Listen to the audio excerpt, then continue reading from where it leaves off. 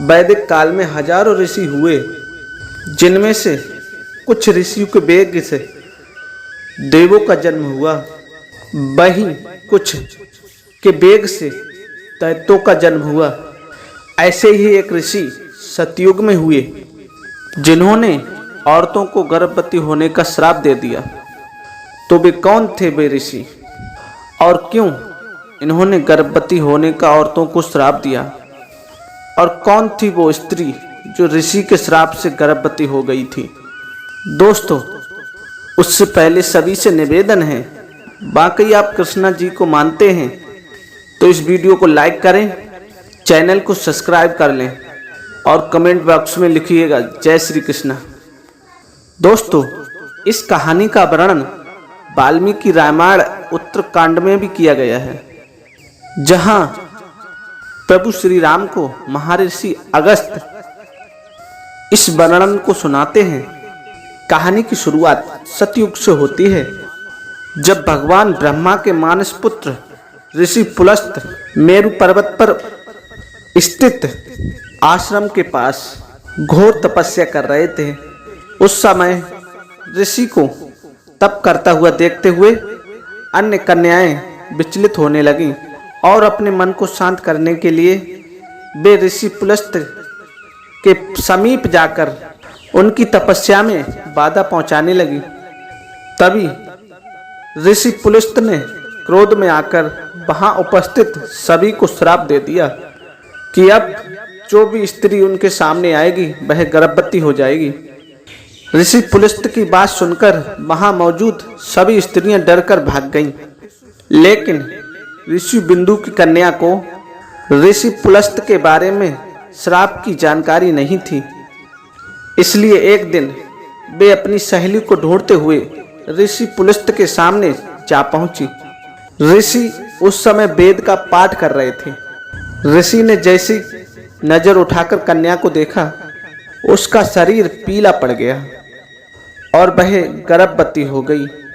अपने शरीर में इस तरह का परिवर्तन देखकर ऋषि कन्या घबराकर अपने पिता के पास पहुंच गई। अपनी कन्या की ऐसी हालत देखकर ऋषि दृढ़ बिंदु ने अपने ध्यान से सारी घटना का पता लगा लिया, जिसके बाद वे अपनी कन्या को लेकर ऋषि पुलस्त्य के पास गए और कहा, हे महर्षि, मेरी इस कन्या को भिक्षा के रूप में स्वीकार करें, यह सदा आपकी सेवा करेगी।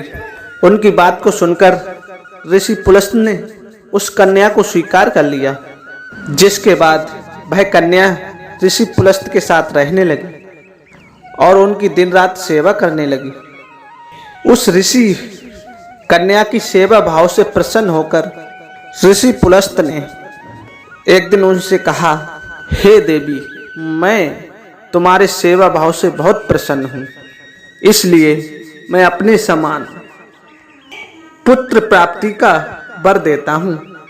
जिस वक्त तुम मेरे सामने आई थी, उस समय मैं वेदों का पाठ कर रहा था और तुमने उन वेदों का श्रवण किया, इसलिए तुम्हारा पुत्र विश्वा के नाम से जाना जाएगा।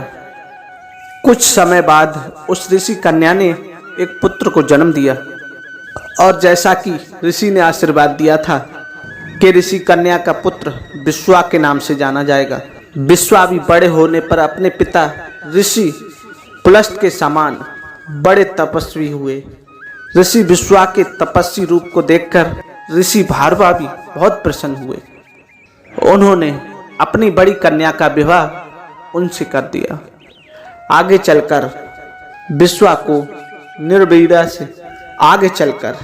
ऋषि विश्वा को निर्वीरा से एक पुत्र प्राप्त हुआ, जिसका नाम श्रवण रखा गया। दोस्तों, यह श्रवण का ही एक नाम कुबेर है। प्रिय मित्रों, आज का सवाल मैं आपसे, क्या आप बता सकते हैं भगवान विष्णु का निवास स्थान कहाँ पर है? आप इसका जवाब कमेंट सेक्शन में नीचे दीजिएगा। धन्यवाद। जय श्री कृष्ण। दोस्तों, आशा करते हैं यह कहानी आपको अच्छी लगी होगी और पसंद आई होगी तो हमारे वीडियो को लाइक करें, चैनल को सब्सक्राइब करें। मिलते हैं अगली वीडियो में, तब तक के लिए जय श्री कृष्णा, जय श्री राधे।